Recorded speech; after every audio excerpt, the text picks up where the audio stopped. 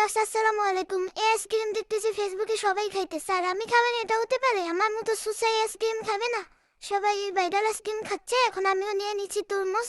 এখন এটাকে কেটে নেব সুন্দর করে, 2 পিস নিয়ে নিয়েছি। আমি এটাকে 2 দিন ফ্রিজে রেখেছিলাম যেন একদম পারফেক্ট ভাবে হয়, এই জন্য এই যে 2 দিন রেখে দিলাম ফ্রিজে। এই যে এখন বের করে নিব 2 দিন পর। 2 দিন ওয়েট করছি এই আইসক্রিমটা খাওয়ার জন্য। আপনারা জানেন কত সাধনা করতেছি। এখন এটাকে নিয়ে আমি চলে যাব সুন্দর করে। এই তো এখানে এসে পড়েছি। এখানে আমি এটাকে সুন্দর করে গ্রেটার দিয়ে গ্রেট করে, আয় হ্যাঁ কোন দিক দিয়ে করবো বুঝতে পারতেছি না। এখন আমি সুন্দর করে গ্রেট করে নেব। একদম। এখন প্রথমে আমি ছোট দাদা করতেছিলাম, তখন দেখি যে ছোট দাদা করলে দেখি গলে যাচ্ছে তাড়াতাড়ি।